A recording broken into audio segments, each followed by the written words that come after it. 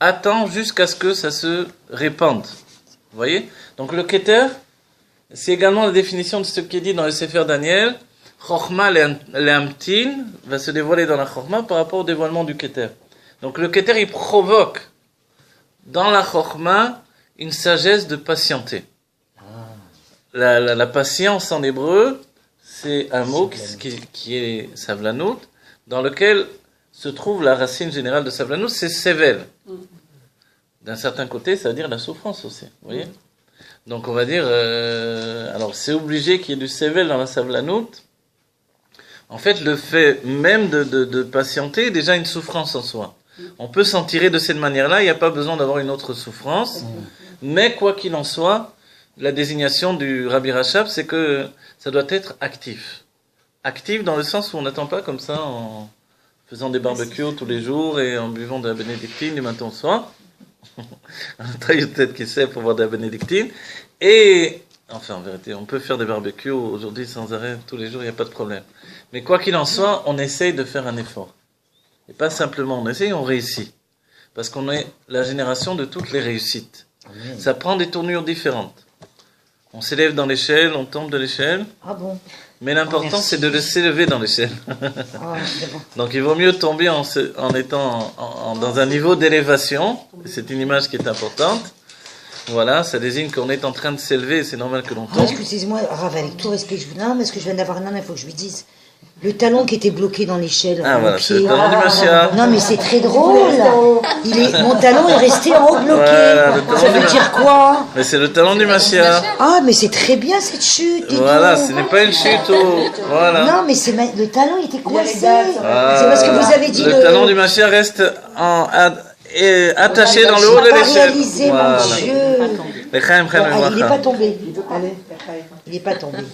Justement, il s'est levé les tombes. Voilà. Donc en fait, tout le système même de la Chokhmah qui représente l'Admorazaken. L'Admorazaken, une fois qu'il y a eu le dévoilement du Baal Shem Tov et que le Baal Shem Tov a décidé de dévoiler l'essence de la Torah, quand on prend cette sikha du Rabbi qui a été dit à Yutet Kislev, il y a plusieurs sikhot du Rabbi de Yutet Kislev évidemment de toutes les années. L'une des sikhot du Rabbi de Yutet Kislev, on la connaît, elle est à la source même du fait que l'on fait ici même un shiur sur un bet, d'Afresh un bet du Rabbi Rachab, tous les jeudis.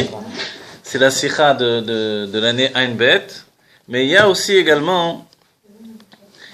la sikha de Tafshin Nun Bet, voilà. Benogé leinyane shel Torah HaChassidut. Le Rabbi nous dit que il y a le sujet de la Torah HaChassidut et qu'est-ce que la Chassidut, etc. Sans ce contraste-là, enfin ça a été distribué en contraste ensuite, on ne sait pas exactement la définition de la Chassidut. Il faudra ce contraste-là, donc cette sikha du Rabbi, pour exactement définir. Le fait que l'on dise facilement que la Chassidut c'est l'essence de la Torah, c'est grâce à cette sikha du Rabbi de Yutet Kislev, d'accord? Donc cette sikha nous dit que la Chassidut c'est l'essence de la Torah, qu'elle n'a pas de structure, elle est juste un point, que ce point lui-même, comme il n'a pas de structure, il a besoin d'être structuré. Et par quoi il peut être structuré? Alors le Rabbi nous dit, il peut être structuré par ce que vous voulez. Et ça c'est extraordinaire. C'est-à-dire qu'en réalité, la meilleure structure pour dévoiler ce point central qui est une essence, donc il n'a pas de structure, qui n'est même pas saisie. Mais comme on saisit un petit peu de l'essence, on la tient tout entière. De cette manière-là, en tenant la Chassidut, même par un petit peu, on la tient tout entière. C'est ce qui doit nous sauver, nous pousser à continuer dans l'idée que, en voyant que la Chassidut c'est le début de l'infini, on peut se dire, mais le début de l'infini, c'est aussi, pour moi, la fin de l'étude, on va dire, puisque comment je peux aborder l'infini? Comment je peux venir à bout de l'infini? On peut monter sur l'échelle, mais on ne peut pas arriver au bout de l'échelle finalement. Vous voyez? Donc en fait, en tenant un petit peu, ne serait-ce que par le talon, on tient un petit peu de l'échelle de l'infini et on tient tout l'infini. D'accord? Et ça, c'est notre travail aujourd'hui. Aujourd'hui, s'attacher à l'infini, mais la finalité de cet infini va être au moment où on pénètre dans l'infini. Et c'est possible. Pénétrer l'infini, c'est possible parce que nous sommes également, et c'est la résultante de toute cette étude, nous sommes également infinis nous-mêmes. Et l'infini que nous portons en nous, qui est toute notre réalité, est un infini enfermé dans notre conscience. Aujourd'hui, on doit arriver au stade où l'infini doit être libéré par notre conscience. D'accord ? Libéré par la conscience, c'est ce travail que l'on fait par l'étude de la Chassidut Chabad. Par d'autres voies sans doute également. D'accord ? Il faut citer ce que fait Michaela par le biais de... Neurofeedback dynamique. Voilà, j'ai oublié le... par le feedback dynamique. Voilà, le neurofeedback dynamique, pardon. Le fait de par des neurones, des électrodes. Voilà, des électrodes. Comme elle a dit, expliquez plus. J'ai du mal à m'éloigner comme c'est sur la... C'est pas grave. C'est réparer les neurones. Voilà, réparer les neurones qui ont été endommagés par l'exil. C'est beau, c'est tout ça. Réparer les neurones qui ont été endommagés par l'exil, et comme ça apportait du bien. Je dois dire que j'ai fait, moi, je vais citer une séance, parce que les autres, après, j'ai l'impression que ça m'a rien fait du tout, mais c'est l'impression. Oui, mais la première séance, en tout cas, ça m'a fait un bien-être infini. Voilà. Un bien-être infini où je me suis senti léger par rapport à mon corps, et non, c'est vrai, léger par rapport à mon corps, et également plus serein. Voilà. Mais même dans les 2 derniers cours, on a senti, généralement, on a ressenti la façon dont vous avez descendu encore plus. Alors peut-être. Ah oui, moi je l'ai remarqué, je ne savais pas qu'il avait fait, c'est marrant. Oui. Le cours il a encore plus descendu. Oui. Le Rav il a encore changé, spectaculairement. Oui. Bon, voilà, alors moi, dont on a parlé vite fait, 3 semaines avant que ça se débloque, le lourd, un truc très très lourd, 3 semaines. Ah, oui. Ça a été plus long. Ah d'accord. Et je souligne aussi que le dernier cours j'avais de la fièvre, après je suis rentré, j'avais la fièvre à 40, un truc comme ça. Quoi. Comment ? Je suis sous antibiotiques. Donc c'est pour ça que le cours était sans doute intéressant. Réfléchir les mains. Voilà. C'est fini maintenant. Ouais, les autres, voilà. Il vous a enfermé, voilà. Voilà. Alors c'est tout le système, on a dit, le système de l'enfermement pour nous libérer. Et c'est ça tout le système qui est imposé par Dieu, parce que c'est Dieu qui a imposé tout ça, même si c'est habillé par le biais de l'opposition à la Chassidoute. À nouveau, on souhaite une bonne santé à la maîtresse de maison, qu'elle ait une grande bracha, qu'elle ait une grande bracha à l'infini, que Dieu se dévoile immédiatement dans son être, dans son corps, que se dévoile son corps de Géoula, Teref Omian Mamash, qu'elle n'ait plus aucune douleur, qu'elle ait un grand bien-être de tout son être divin, et de ses enfants, et de son mari, de sa maison, de sa fille, que sa fille ait une bonne santé, qu'elle soit heureuse, et qu'elle trouve son zivug amiti, son zivug agoun, et voilà, que des brachot kepshuto mamash, et un grand bravo pour toutes ces années aussi de diffusion de la Chassidut, voilà, en dehors des sentiers battus, on va dire. Dans les premières lignes, on va dire, du dévoilement de la Pnimiut Torah, c'est vrai. Et ça, c'est une chose extraordinaire. Voilà, donc cette maison, c'est un grand Beth Amikdash, c'est pas un petit Beth Amikdash. C'est le point. Donc, on est tous en Shvirat HaKelim. Je ne sais pas si vous en rendez compte.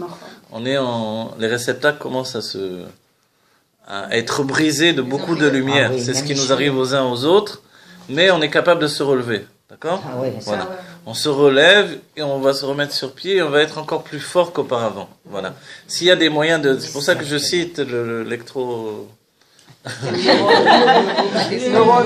Neurofeedback. Voilà. Je manque de feedback. Le neurofeedback dynamique. Voilà. Dernière version. Ça a été mis au départ, au point pour les cosmonautes de la NASA. Voilà. Et maintenant, c'est donné à tout le monde, comme la Chassidut qui était gardée en secret, pour les Nessiador qui a été donnée à tout le monde. Voilà. Aujourd'hui, tout est donné à tout le monde. C'est la génération où on se trouve. Donc, s'il y a des moyens, il faut les prendre. Voilà. Le rabbi n'a jamais rejeté tous les moyens utilisables, etc. Même quand il y a eu la méditation, il a dit les psychologues, et les médecins, et les ci, et les là, trucs, mettez-vous à faire de la méditation cachère, etc.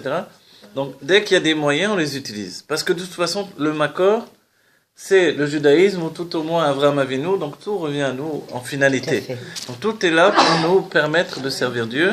S'il y a des moyens de nous aider à être plus barils, en forme et en qualité supérieure pour être un réceptacle meilleur pour le service de Dieu, il faut les utiliser. Voilà. Et Et que Dieu fasse immédiatement que l'on reçoive la Géoula Métit Vachlema. Voilà. Amen. Cette Géoula, l'Echaim et l'Ibracha, il faut la recevoir dans notre corps, dans notre esprit, dans notre âme animale, notre âme intellectuelle et notre âme divine. L'Echaim et l'Ibracha.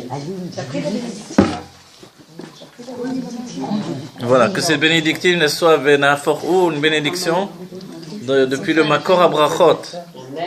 Voilà, de Makor des bénédictions. À nouveau, la bénédictive, c'est la ressemblance de la PA. La PA, ces cheveux qui recouvrent les cheveux d'une femme. Ici, c'est un alcool qui vient des couvents des moines, qui se retrouve à la table de Hidva'adut et qui est capable de donner des bénédictions pour le service de Dieu. Voilà.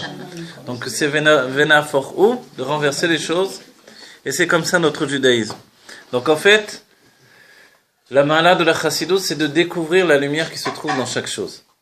Donc quand on voit un individu, qu'il soit juif ou non juif même, c'est l'un des chidushim de l'esprit du Rabbi. Je me rappelle à l'époque où j'étais dans le monde des Mekoubalim, le goy était vraiment un animal répugnant. Ouais. C'est comme ça que le goy était vu, le non-juif. Finalement, dans l'esprit du Rabbi, que ce soit dans le rapport du Rabbi avec les goïms ou dans les lettres du Rabbi, les écrits du Rabbi, le goy est un être créé par Dieu qui est un individu qui a un rôle à jouer dans l'accomplissement de la Géoula. Voilà. Et en vérité, on ne doit pas ni le dédaigner, ni le rejeter, ni le rendre plus abject qui peut nous apparaître parce qu'il a été un bourreau pour le peuple juif pendant des siècles. Donc en fait, l'idée du Rabbi, c'est que le monde n'est pas un monde affreux, mais un monde merveilleux. Et que ce monde merveilleux n'est un monde merveilleux que si je l'accepte comme tel. La Géoula, dans la Gola, n'est possible que si j'accepte que la Gola est capable d'être la Géoula. Vous comprenez? C'est important. Si l'exil n'est pas capable de devenir un lieu de Géoula, alors c'est que je ne suis pas encore dans l'état d'esprit des Dvar Malchut du Rabbi.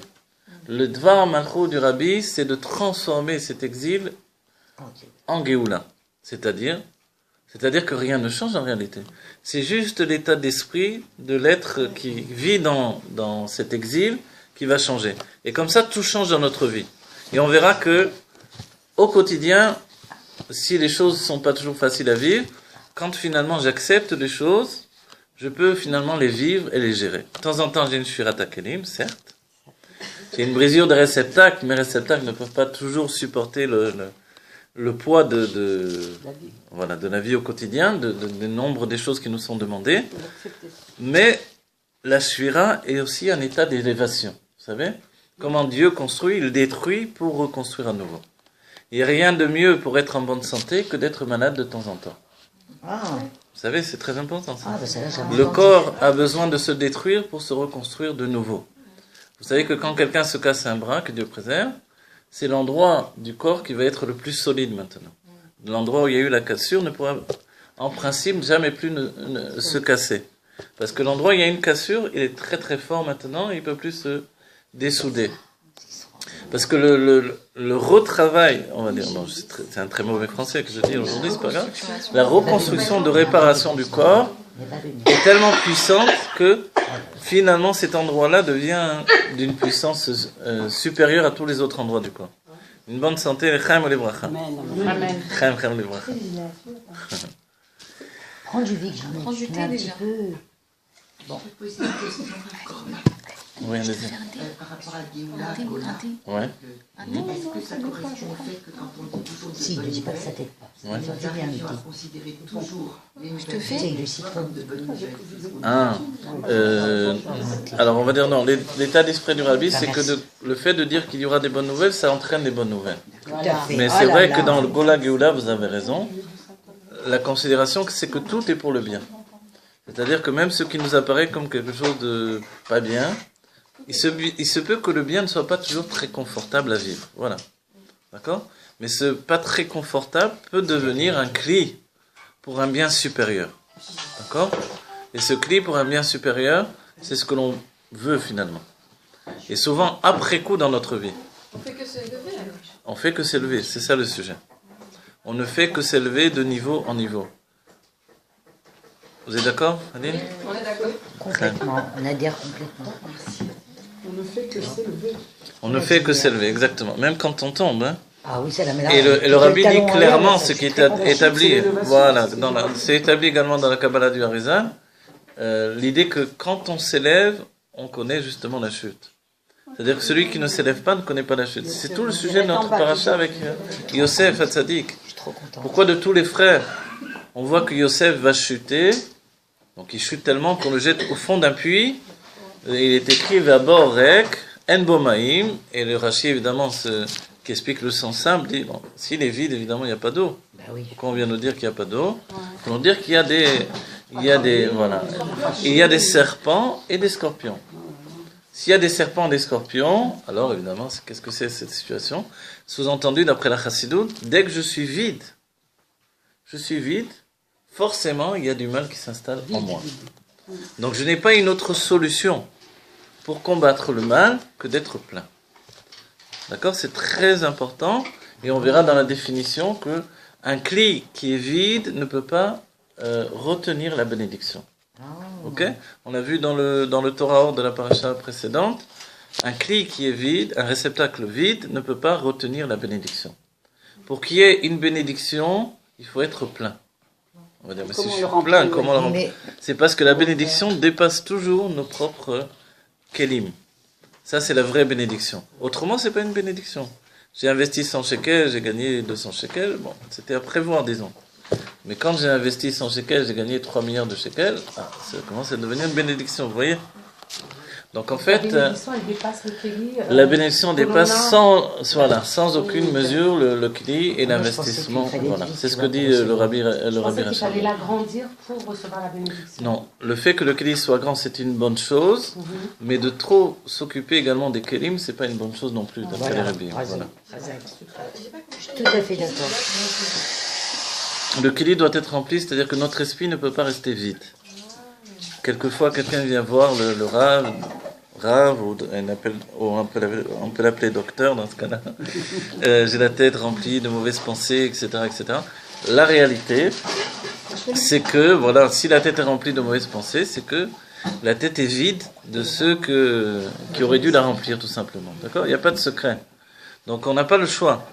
C'est pas très agréable de s'entendre dire ça, mais ça veut dire que la tête, quand quelqu'un vient de dire voilà, la bénédiction, c'est dans le Torah Or. Ouais, toujours plus grande que le Kli. Ça entraîne souvent une Shurat HaKelim parce que le Kli est plein, justement. Quand tu rentres et que le Kli est plein, qu'est-ce qui se passe? Le Kli va déborder, mais également il y a une brisure du Kli. Il est obligé de se casser pour sa grande. Voilà, et quand il se casse, il se reconstruit. Et quand il se reconstruit, il devient éternel. Il devient indestructible. D'accord? C'est le sujet du Etan. Le Tanya devient Etan. Tanya, qui est la Klippa qui nous empêche d'étudier la Pnimiut Torah, fait que ça devient Etan, finalement. Un métal indestructible. D'accord? Un métal comme le Barzel. Le Barzel, même si on traduit fer, c'est pas vraiment fer, c'est du métal. Le Barzel qui est les Rachetevot, nous dit le Rabbi de Bila, Achez, Zilpa. Barzel, Zilpa, Véléa. Voilà. Donc toutes les imaot, toutes les imaot, desquelles, du trou des imaot va être la Géoula. Pardon? Ça devient indestructible. Un exemple. Quelqu'un qui a reçu une bracha, qui a une bracha. Un exemple, une personne. Non, mais j'ai un exemple. Une personne qui dit bon voilà, j'ai des dons dans la peinture par exemple.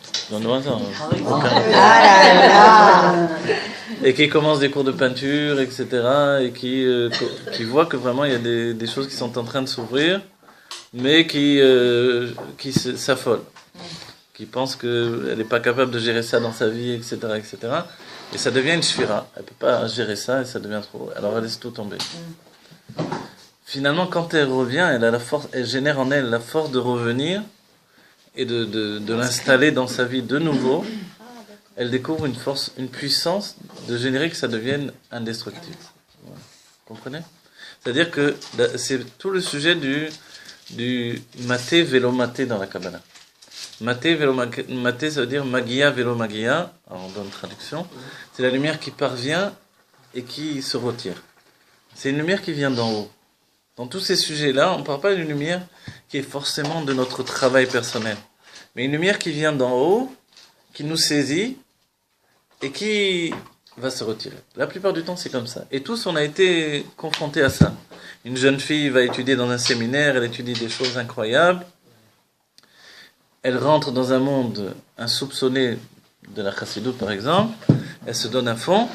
Et puis, tout ça se retire. Parce qu'elle s'est mariée, parce qu'elle a des enfants, parce qu'il faut gagner la vie, parce que voilà. Et puis, alors, en réalité, elle pense que c'est fini. Tout ce qu'elle avait obtenu est parti et reparti. Elle n'est plus capable de générer en elle-même, ne serait-ce que le désir de revenir à cette étude-là. Et quand elle décide, elle prend ce qui s'appelle sur elle Chashivut Ha'inyan, elle dévoile l'importance des choses, alors elle est capable de générer une force supérieure de s'attacher à ces enseignements-là et d'étudier de nouveau cette étude-là, cette Chassidut-là, et de dévoiler des forces qui sont maintenant indestructibles. Alors que les forces précédentes ne lui appartenaient pas.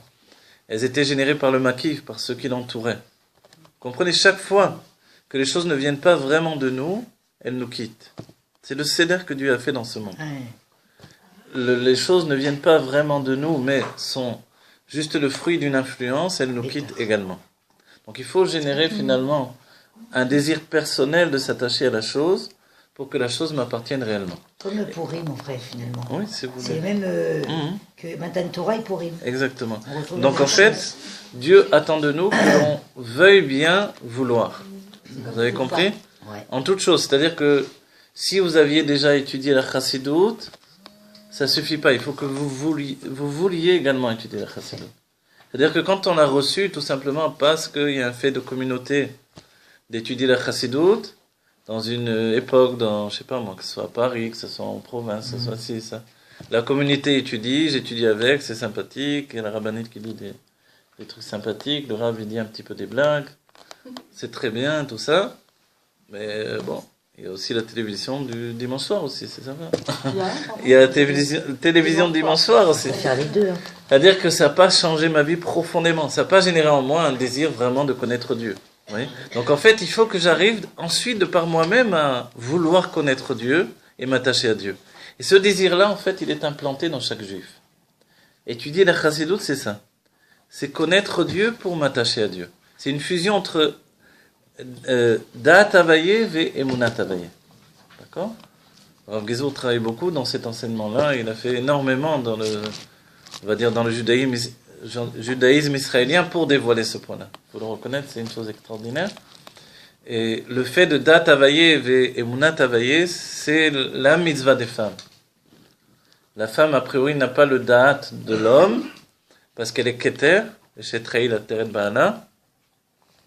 Donc c'est pas un manque, c'est un plus, mais elle a besoin d'avoir un Da'at. Ce Da'at, il est généré par l'étude, et par une étude qui doit venir d'un éveil profond dedans d'elle-même. Voilà. Une volonté. Voilà. Ce désir lui-même, il engendre une volonté. Et la volonté est plus forte que le désir dans le fait que En davar omel lifnei ratzon. Voilà. Que le désir lui-même, il n'a pas de pied dans la réalité. C'est une image de la Chassidoute. Il n'a pas de pied pour marcher. Donc en fait, c'est que la volonté qui s'attache à la personnalité humaine et qui l'entraîne à avancer. Ça va, je vous ai noyé le poisson là? Si on veut plein de choses. Hein? Si on veut plein de choses. C'est normal que l'on veuille plein de choses puisqu'on est un être infini. On veut plein de choses, mais en réalité, il y a la chose la plus importante de tout. Et on le sait au bout du compte, même si on n'a pas toujours défini, c'est s'attacher à Dieu. Et la Géoula ne croyait pas que c'est autre chose que de s'attacher à Dieu. Si on ne voulait pas s'attacher à Dieu, on pourrait échanger la Géoula contre, 23 milliards de dollars. Vous voyez ? S'attacher à Dieu, c'est ne plus jamais s'en détacher. Vous comprenez ? C'est ce que j'essaie de vous définir le plus véritable, quoi. Aujourd'hui, on peut. Non, voilà, c'est plus chercher Dieu. C'est plus jamais. Mais... C'est. Ouais, non, dites. On l'a déjà trouvé. Je ne rejette pas ce que vous dites. Non. Hein? C'est-à-dire qu'on désire des choses matérielles, on désire le monde, on désire tout ça, mais en vérité, on désire Dieu au travers de tout ça. D'accord, voilà. C'est ça, voilà. Mais en réalité, s'attacher à Dieu, c'est justement dénuder. Enlever tous les vêtements, voilà, et s'attacher à lui. Voilà, il y a un Je suis moment, d'accord. il y a un moment où on n'a plus envie même de tout le système, peut-être même plus de la Torah, vous voyez. À un moment, et c'est tout l'enseignement. Vous vous rappelez S'attacher à Dieu, c'est faire un avec Dieu. Ouais, c'est faire voilà. Hier, la Idvadot qu'il y avait à l'hôtel Carmel, il y avait le Rav Matouzov, et il a rapporté le dernier Ayom Yom, donc parce que l'Ayom Yom, il s'attache aussi à l'étude du Tanya qui se termine aujourd'hui et qui se recommence. À partir d'aujourd'hui, on recommence, puisque demain on repart pour le Tanya, le Ayom Yom, etc. Et le dernier Ayom Yom également, qui est le premier livre du Rabbi, d'accord? Le premier Ayom Yom, le dernier Ayom Yom, pardon, il nous dit que la phrase de l'Admor Hazaken qui dit « Je ne veux pas de ton Gan Eden, je ne veux pas de ton Lamaba, je te veux toi. » Vous voyez? C'est ça, s'attacher à Dieu. C'est-à-dire que chacun d'entre nous, a priori, dans la situation où on est aujourd'hui, on nous propose le Gan Eden, évidemment qu'on le veut. Évidemment qu'on le veut, quoi. Le Gan Eden équivaut au bien-être absolu. Donc si on nous dit aujourd'hui, écoute, je vais régler tous tes problèmes d'argent, je vais te mettre 50 milliards de dollars dans la banque, tu n'auras plus aucun souci, tu as une carte bleue, tu peux tirer à l'infini. Au niveau santé, je vais t'injecter une dose de je sais pas quoi, tu vas être barré pour l'éternité, tu vas vivre éternellement, etc. Donc tout le monde, on est partant. D'accord, je viens tout de suite. Qu'est-ce qu'il faut faire? Il faut signer, Non, ouais. c'est des accessoires. C'est encore des accessoires, j'ai compris tout à fait. Mais l'Admor Hazaken dit, je veux pas tout ça, moi. Voilà. On dit, alors, tu veux pas tout ça, mais tout le monde veut ça. Les tzadikim ont voulu ça, c'est ça ce que je veux vous dire. Les tzadikim ont voulu ça. Ils ont voulu ça, les tzadikim, pas pour, je sais pas quoi, pas pour manger, pour étudier. Vous voulez rien avoir à faire avec le monde. L'Admor Hazaken, On n'a pas acheté route. l'Admor Hazaken vient et nous dit. L'Admor Hazaken, il y a une chose de ça. Mais nous, la chéroute, c'est quoi? Non, on va dire, regardez, l'Admor Hazaken vient et dit, moi je veux rien de tout ça. Je veux aucun. On parle même pas de plaisir ici. Il dit, je veux aucune récompense de quoi que ce soit, je veux toi. Et c'est là où on rejoint la shlichut. C'est là où on rejoint la réalité. C'est là où on rejoint notre époque en particulier. Notre époque est l'époque de la shlichut, l'époque où chacun est shaliar. Quand le Rabbi a dit, les shlochim n'aiment pas tellement ça, en même temps, de temps en temps, ils le disent eux-mêmes. Le Rabbi a dit, nigmar avodat ha-shlichut également. Qu'est-ce que ça veut dire nigmar avodat ha-shlichut? C'est que tout le monde, on est tous des shlochim. Un shaliar, c'est un envoyé de Dieu. Vous voyez? Et comme Dieu a fixé qu'il y a un roi dans le monde lequel donne l'ordonnance de la shlichut que Dieu a demandé, forcément chacun d'entre nous, c'est aussi même les goïms qui participent à ça, même les animaux, même un oiseau, même un enfant. Le monde va dans un même sens. Et c'est quoi la dernière shlichut, nous dit le Rabbi dans ce cas-là, puisque tout est terminé? Les kabel pnei mashiach tzidkenu. Donc aujourd'hui, on se réunit pour recevoir pnei mashiach tzidkenu. On n'a pas d'autre raison d'être là. On boit, on mange, on vit pour ça. Oui. Il y a un niveau qui est plus haut que de vouloir que Dieu, c'est de même pas vouloir Dieu. Ah. C'est d'être lui. D'accord. Non, de vouloir ce que Dieu veut qu'on soit lui. Ouais, c'est bien ça. En fait, l'Admor Hazaken, en définissant, voilà, l'Admor Hazaken, quand il définit que je veux rien du tout, je te veux toi, en fait, il ouvre la porte aux Juifs de Géoula que nous sommes aujourd'hui. Sans cette phrase-là, sachez que chez les tzadikim, un dévoilement divin, un tzadik entre guillemets est prêt à tuer pour un dévoilement divin. Vous voyez? Vous vous rappelez dans Parashat Kitetse la Milchama l'Oivecha, il voit une femme très belle chez les goïms, etc. Il va s'unir avec elle. C'est un tzadik gamour maintenant. Qu'est-ce qui va s'unir avec une femme chez les goïms, etc. Parce qu'en réalité, il a vu au-dedans d'elle une âme divine qui était enfermée, emprisonnée dans cette non-juive, et il veut la prendre pour lui. Il veut prendre ce dévoilement divin. Il est prêt à ça pour prendre ce dévoilement divin. Vous démontrez à quoi est prêt un tzaddik. Vous voyez? Et si maintenant elle fait tchouva, elle veut revenir à Dieu, d'accord, elle devient une guillorette. Mais autrement, il la rejette et lui, il prend le dévoilement divin pour lui. Vous voyez? Et quand le peuple juif, quelquefois il arrive, c'est écrit dans les écrits du Harizal, que si un juif ne fait pas tchouva alors qu'il aurait dû recevoir du shefa, d'une mitzvah qu'il aurait dû accomplir, c'est-à-dire que la mitzvah c'est le cli pour recevoir. De toute façon, Dieu nous donne. Mais si j'ai pas fait le kli, bon ben ça... Qui va recevoir? Ce sont les tzadikim qui ont le même shoresh neshama que nous qui reçoivent.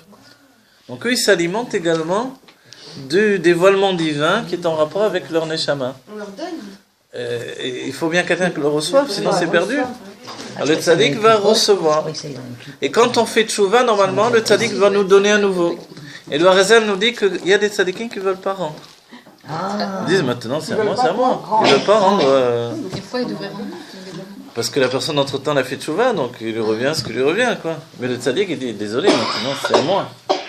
Ça nous a l'air fou de dire quoi. Ou c'est un tzaddik ou c'est un enfant. Mais enfin, en réalité, tzaddik, c'est le mot de tzedek. La justice. La justice, c'est que le moment où il devait recevoir ça, il n'a pas reçu, ce serait perdu dans les forces du mal, j'ai récupéré ça, pourquoi je vais lui donner?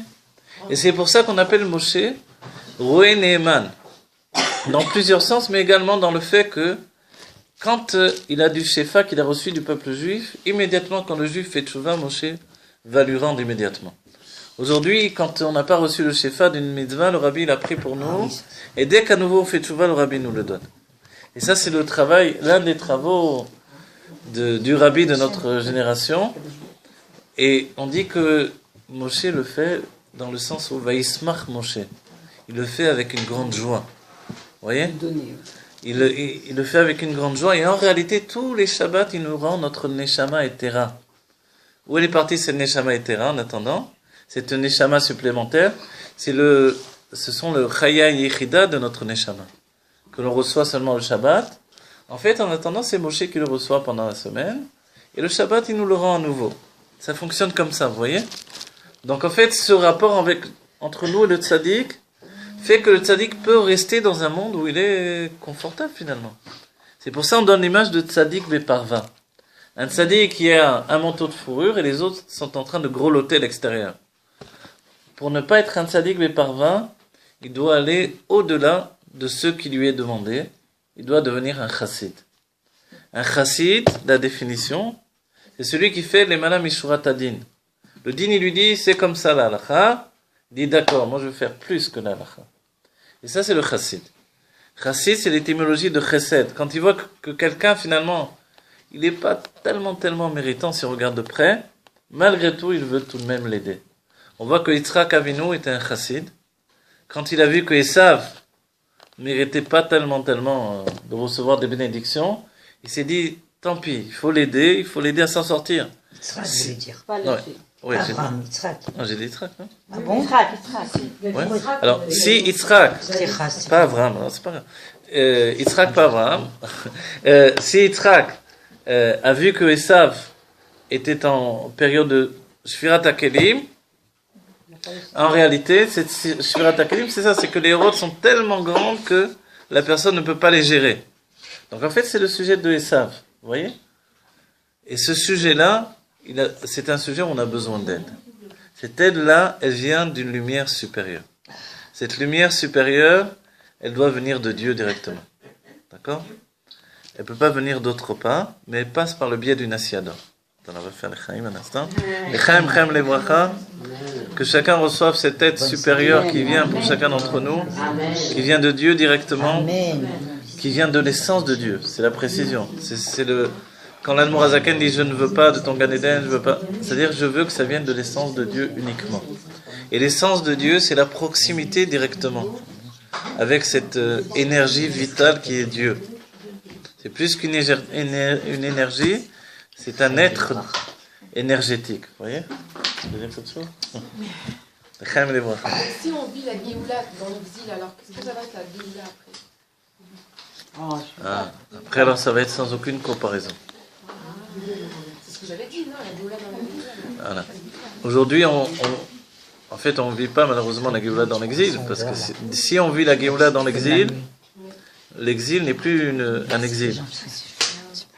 L'exil voilà, oui, mais c'est ça l'état d'esprit du Rabbi, c'est ça. Ne pas attendre la Géoula ailleurs, dans un autre lieu, dans un autre temps. Si vous aviez l'idée d'un Mashiach intemporel, qui n'a pas un borsalino, qui ne s'est pas trouvé dans un endroit précis, qui ne donnait pas des dollars, et qui était, vous voyez, qui était du genre Moshe Rabbeinu, etc.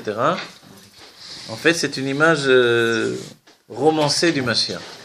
Le Mashiach de notre époque à nous, il a un borsalino, il distribue des dollars, etc. Et cette image-là, qui s'ancre dans la réalité, c'est une image qui attache le Mashiach à l'essence de Dieu. Comprenez l'idée que j'essaie de... Je vous donne l'image, moi personnellement. Au début, quand je me suis rendu compte, en étudiant les mamarim du Rabbi, parce que je suis un peu difficile de caractère. C'est pas que j'accepte les idées des autres comme ça facilement. Donc quand on m'a dit que le Rabbi est Mashiach, etc., bon, très bien, on peut dire des tas de choses. Mais il a fallu que je le découvre de par moi-même, quoi. Bravo. Donc, j'ai étudié d'abord la Kabbalah, les Mamarim des Rebbeim. J'avais beaucoup de mal avec la Torah du Rabbi. J'arrivais pas à comprendre vraiment le système de la Torah du Rabbi. Et en finalité, je suis revenu à la Torah du Rabbi, dans les Mamarim, et j'ai découvert, je sais pas, une bombe atomique. Parce que quand on le fait par ce biais-là, la Kabbalah, le Zohar, et finalement revenir avec tous les Rebbeim à la Torah du Rabbi, on se rend compte que c'est pas... Bah oui, pour recevoir ça. D'abord, c'est pas un être humain, évidemment, les Rebbeim, c'est pas non plus des êtres humains, mais il y a encore des normes que l'on peut, je sais pas, approcher d'un certain point de vue. La puissance de la Torah du Rabbi dans les Mamarim, mais, je sais pas, sans aucune commune mesure en vérité. C'est brutal. C'est la brutalité de l'essence de la Malchut, vous voyez. La Malchut a ceci de particulier qu'elle met fin au dévoilement divin pour l'inscrire dans la réalité. C'est fou, hein? C'est-à-dire qu'il y a tous les dévoilements divins où vous pouvez vous perdre à l'infini. Ouais. C'est le risque de la Kabbalah, c'est la peur d'étudier la Kabbalah, où on peut se perdre en chemin. Mais les Rebbeim nous donnent de rentrer dans l'infini, de le gérer. Et le Rabbi, lui, met fin à l'infini pour nous donner l'infini dans l'immédiat de l'instant présent. Et on se rend compte que l'infini se confronte à l'essence. Et c'est pour ça que le Rabbi est capable de mener ensuite les Dvar Malchut, où il nous dit, dans la réalité de l'essence de Dieu, comment réagir et comment se comporter. Et il y a des tas de rabbinim qui n'ont pas réussi à gérer les Dvar Malchut. Ils savaient plus ce que le Rabbi disait. Voilà. Je me rappelais le Rav Eliezerov, je lui avais demandé. Le Rav Eliezerov, c'était le cousin du Rabbi. C'était un des Dayanim, un très vieux monsieur qui est niftar maintenant, mais qui est un des doyens des Rabbanei Chabad, celui qui a donné la smicha au Rav Mordechai Eliyahu. Il était à Katamon. Et des fois, j'avais lui porter le thé et tout ça, et je lui posais des questions. Et je lui avais demandé qu'est-ce qu'il pensait des Dvar Malchut du Rabbi. Il m'avait regardé, il m'avait dit, j'y comprends rien du tout. il m'a dit comme ça, il m'a dit, avant les Dvar Malchut, je comprenais le Rabbi avec les Dvar Malchut. Mais c'est incroyable. Pas le saisir. Alors c'est possible parce que... alors, je vais vous dire pourquoi. Mais non, Je vais vous dire pourquoi. on n'a aucun problème. Parce que voilà. Parce que le Rabbi dans le Dvar Malchut a quitté la structure habituelle de la Torah, tout à fait, même traditionnelle, c'est vrai, pour rentrer dans une certaine brutalité de l'état d'urgence. Voilà. Le Dvar Malchut, c'est la parole du Rabbi dans l'état d'urgence pour amener la réalité de la Géoula aujourd'hui. mais excusez-moi même. Forcément, les rabbinim qui sont habitués à la Géoula, mais pas de mon temps, Bimera Veyamenu, ça fait un peu comme ça. Voilà, quand on dit Bimera Veyamenu, bon, ça peut être, je sais pas quand, ouais. Mais quand le Rabbi Techefomian Mamash, la Géoula, le Rabbi inscrit tout ça, vous voyez, dans une réalité immédiate, il confronte, il parle de l'actualité. Mais ça fait rien si on comprend pas, il faut qu'il le fasse. Alors, quelquefois, on quitte la structure même de la Torah. Mais même si on ne comprend pas, je crois que ce qu'il Non, en vérité... Non, parce que le Rabbi Rayatz, j'ai lu que le Rabbi Rayatz, je vous donnerai la référence, le Rabbi Rayatz, son beau-père, il dit que je ne sais pas s'il y a une personne dans ce monde qui peut comprendre mon genre. Alors, ça veut dire quoi? Ça veut dire, vous voyez, que... bien sûr. Donc, parce qu'il a vu qu'il était dans un niveau... voilà, donc nous... exactement. Personne, il a dit. Je ne sais pas s'il y a une personne qui peut le comprendre. Bon, ça fait rien, nous on suit le... Une personne, c'est sa femme, sans doute. Ah, la rabbinite, oui. J'ai pas pensé à ça. Mais oui, la rabbinite comprend le Rabbi. C'est évident. Hein? C'est la même échelle. Donc vous voyez, cette définition-là, c'est important, c'est une réalité. Le rabbi est passé dans un niveau d'état d'urgence. Voilà.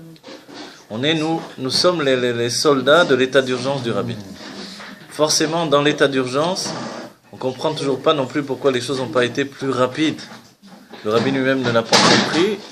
Et l'unique possibilité, c'est le plaisir que Dieu possède du service de Dieu, de ses enfants dans cet état d'urgence, des derniers instants. Donc en fait, ce que l'on fait aujourd'hui, c'est à la fois éternel, infini, et révélateur de possibilités infinies dans chacun d'entre nous. N'oubliez pas, le Rabbi a dit que tout est terminé, mais en plus de ça, que nous pouvons tous être des tzadikim. Sous-entendu que l'idée de Alva et Benoni, c'est pas que ça nous intéresse plus, puisque comment on devient un tzadik? Par le biais du avoda du Benoni, par les levushim. Donc on ne jette pas le Sefer HaTanya, que Dieu préserve, mais on rentre dans une idée de la perfection obtenue par l'avoda du Sefer HaTanya, par le travail du Sefer HaTanya. D'accord? Donc par les levushim, la marshava, dibur, maaseh, la pensée, la parole et l'action, nous pouvons atteindre un niveau beaucoup plus grand que les tzadikim de tous les temps. Pourquoi? Parce que les tzadikim ne sont pas des balais de tchouva. Et on peut rajouter au tzadik la qualité du Baal Tshuva, et que là où se trouve le Baal Tshuva, le tzadik gamour ne peut pas se tenir. C'est-à-dire que l'endroit où on se trouve, c'est cet endroit où finalement il y a quelque chose que le tzadik ne connaît pas. C'est quoi? C'est la proximité du mal. Le tzadik ne connaît pas le mal. Parce que pour lui, enon milevado, de manière naturelle. Donc si enon milevado, il n'y a pas de mal. Donc pour nous, la notion du mal, c'est la notion de la réalité qui nous fait mal, tout simplement. Le mal, c'est avoir mal, en dehors de toute considération. Si le mal ne me fait pas mal, il n'est pas du mal. C'est-à-dire, si j'ai un lion qui vient me lécher les pieds, c'est plus du mal pour moi. Mais si le lion il vient me dévorer les pieds, que Dieu préserve, c'est du mal, évidemment. Vous voyez? Donc c'est ça la différence entre le bien et le mal dans ma vie au quotidien. Un autre mal que ça, je ne le connais pas réellement. Même le mal éloigné qui peut avoir des massacres dans le monde, etc., que les Arabes ou les Noirs se massacrent entre eux, etc. On ne sait pas trop ce que ça veut dire dans notre vie au quotidien. On peut être horrifié si on voit des images, on entend, on n'arrive pas à l'intégrer dans notre date, mais en réalité, le mal, c'est ça, c'est la souffrance personnelle. Que Dieu vous bénisse, qu'il y ait une bonne santé très premièrement.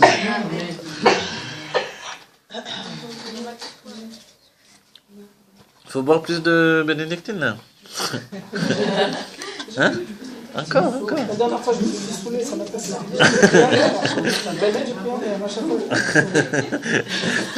Mais est-ce que le tzaddik, comment le tzaddik va concevoir le mal? C'est pas possible. Alors, le tzaddik, voilà, il ne conçoit pas le mal réellement. Non, c'est pour ça qu'il étudie. Non, je vous dis, c'est pour ça qu'il étudie la Gemara. Le tzaddik, l'un des besoins de la Gemara, c'est le besoin pour le tzaddik de connaître le mal. Mais de connaître de manière intellectuelle, si vous voulez. Voilà. Vous savez, la Gemara, où il étudie effectivement qu'il y a du mal, qu'il y a des voleurs, qu'il y a des... Mais le Rabbi a dit par rapport au Rabbi Rayatz, où tout ce qu'il a passé, a priori, des tzadikim ont été... on a vu Rabbi Akiva, et tous les... où c'était le plus beau jour de sa vie, donc on ne comprend pas. Quel rapport? Voilà. Que le Rabbi Rayatz s'était frappé, c'est rien par rapport à ce qu'a vécu Rabbi Akiva, non? Pourquoi en faire... Vous voyez? Donc en fait, l'idée même du Rabbi Rayatz, c'est de le vivre comme chacun d'entre nous. L'Admour HaZaken, justement, n'a pas vécu ces jours d'enfermement comme une galoute. Il les a vécus comme un moment spécial avec Dieu. Une ridoute, on va dire. Hein. Une ridoute avec Dieu. Et ce qui est plus extraordinaire, c'est que les moments les plus difficiles de l'Admour HaZaken, c'est quand il a été délivré et qu'il s'est retrouvé quelques heures dans la maison d'un opposant à la Chassidoute, où il a dû boire le thé avec cet opposant à la Chassidoute, ce Mitnaged. Ces heures-là ont été plus difficiles pour lui. C'était un chabal? Non, C'était un Itaï qu'il a fait souffrir et qu'il a... Ces moments-là étaient plus durs que tous les 53 jours d'enfermement. Vous vous rendez compte? Donc ça veut dire que pour un tzaddik, ce qui peut lui faire mal, c'est quand un autre juif est opposé au dévoilement de la lumière divine. Ça, c'est la souffrance du tzaddik. Mais c'était, excusez-moi, c'était ce même opposant ce même mouvement d'opposition qui l'ont enfermé. Oui, c'est Donc ça me fait penser à la bien cassure, il est sûr. obligé de revenir dedans. Voilà, exactement. Plus fort encore. Plus fort encore, Ah ben exactement. voilà, je retrouve la notion. Voilà. Non, j'ai besoin de faire des images. Pour Voilà. comprendre. Et en réalité, donc, pourquoi la Nourazaken rentre en prison? Pourquoi il y a des accusations? Parce qu'il va diffuser la Pnimiut Torah dans une manière qui n'a jamais été faite auparavant. Cette accusation, elle est venue non seulement du monde lituanien, mais également du monde chassidique. Ah bah oui, parce que j'ai entendu que Voilà. La chassidoute, en général, s'est opposée à la Nourazaken. C'est-à-dire, 119 sadikim se sont opposés à la Nourazaken. Ils ne comprenaient pas comment la Nourazaken pouvait dévoiler finalement l'essence même de Dieu d'une manière aussi béchofi. Le genre humain, parce que Oui. c'est un peu de ça qu'on Il est parle. sorti de tout. Il n'est pas capable d'accepter de nouvelles notions et ni de se remettre en question. Ça. Exactement. Ça veut dire que la tendance, elle est plutôt d'essayer de se contenter de ce qu'on connaît et de rester dans Voilà, ce... exactement. Parce que là, si on veut aller dans votre sens, c'est-à-dire que tout ce que vous dites, ça vient un peu révolutionner un peu tout ce qu'on apprend, même de semaine en semaine, ça continue même d'évoluer, puisque ce qu'on savait il y a un mois, ça encore, il y a encore des ridushim. Alors, ça veut dire qu'on doit être prêt à accepter de vivre un peu à Changer contre-courant. Exactement, voilà.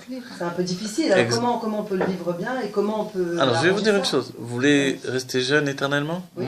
Vous adaptez au Sortez nouveau. de toute notion Voilà. de principe. Tout à fait. Ah, c'est à double Être prêt tranchant. à- Non, je vous C'est à double dis... tranchant, faire Pourquoi? autre chose. Dites-moi, pourquoi?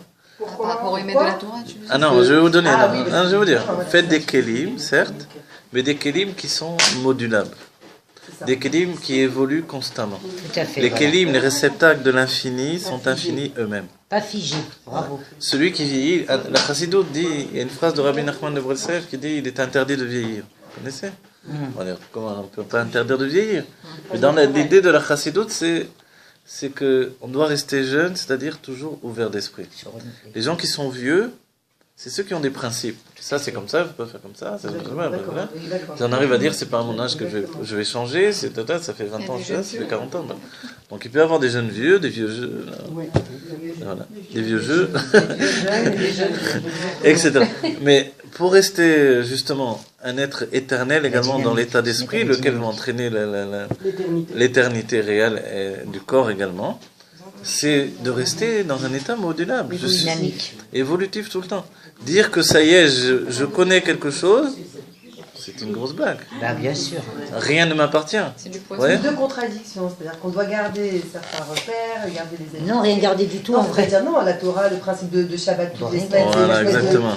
de répétition sans arrêt, on la retrouve dans tout notre vie. Et d'un autre côté, on va se faire Voilà, exactement. Mais parce que les deux fonctionnent ensemble. C'est-à-dire que Dieu nous fait des repères dans le temps, dans l'espace, dans les mitzvot, parce qu'en même temps, il nous demande de totalement infini. Donc on doit rien garder finalement. Hein, on doit rien C'est-à-dire- garder. Ça sert à Non, quoi? voilà, Parce qu'il y a Non, mais en les dynamique mitzvot, de par exemple. renouvellement. On garde les Torah et les mitzvot qui nous permettent de... Voilà. On met du temps, c'est juste pour qu'on puisse avoir un Mais vous voyez bien, les gens qui vieillissent, ce sont ceux-là qui ont toujours des principes. Alors, il faut quitter cette idée-là.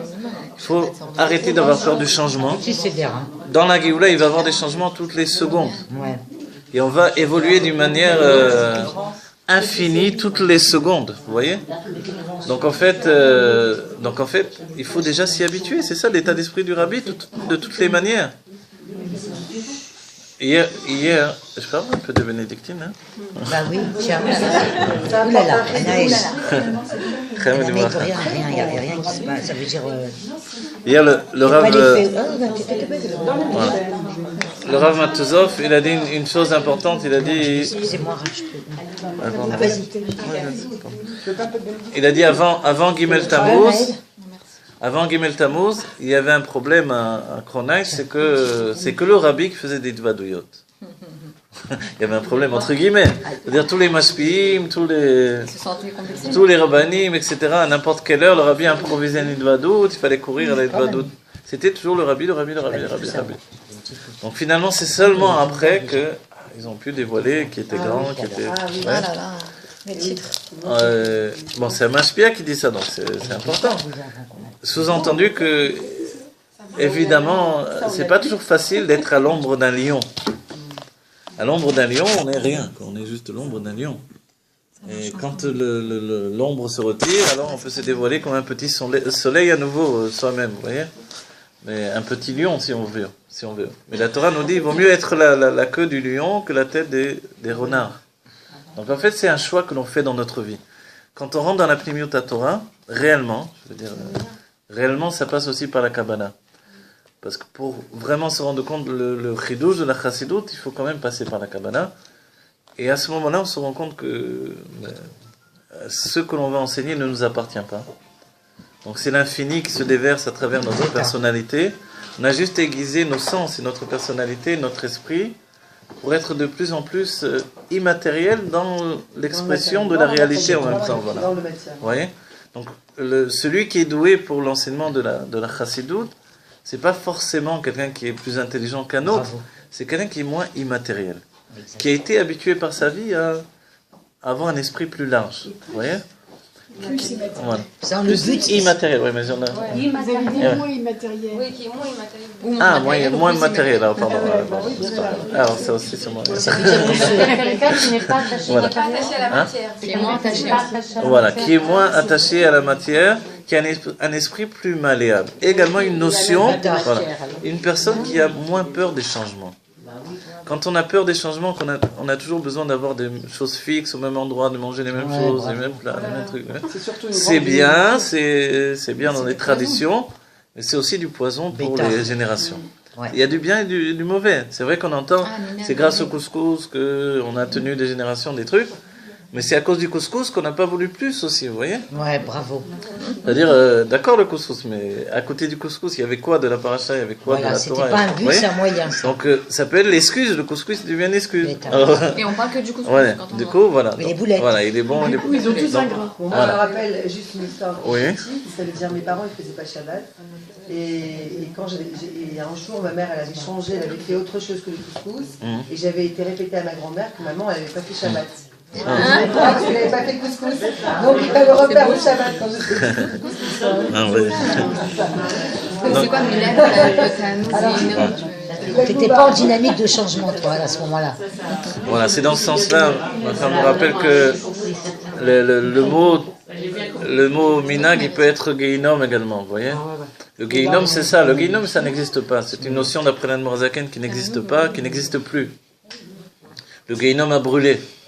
Donc le Gehinom, c'est l'enfer. L'enfer n'existe plus d'après l'Admorazaken, il a brûlé. C'est plus quand Shira. Pardon ?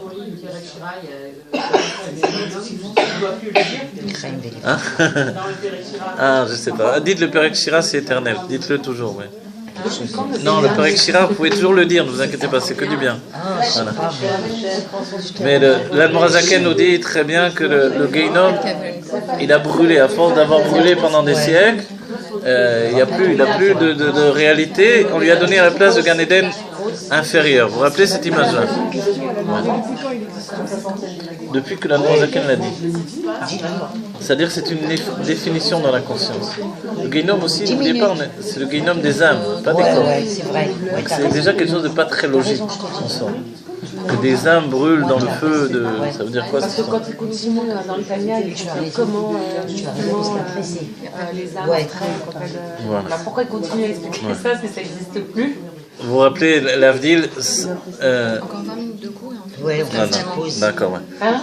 Voilà, on fait encore 20 minutes de pause, et après on fait un cours. Non, de cours, après on fait une pause. Oui. Vous vous rappelez l'Avdil, Sartre, il a dit l'enfer c'est les autres. Ouais. Et on peut l'enfer c'est les autres. Vous voyez ? Déjà il y avait une notion on va dire dans la conscience de l'enfer qui vient des autres. Et c'est vrai que l'enfer peut être les autres, mais en réalité ça veut dire quoi cette histoire-là ? Les autres dans la Chassidut ça n'existe pas. Ah, c'est dur. D'accord ? Les autres c'est moi. Le problème c'est jamais les autres, le problème c'est toujours moi. L'autre, c'est moi. Je ne dois pas attendre que l'autre se change. Je dois attendre de changer ma vision de l'autre. D'accord ?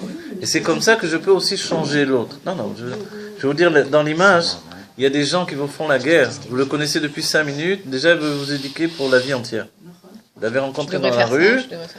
Vous êtes passé en voiture ou à pied. Il veut vous changer pour la vie entière.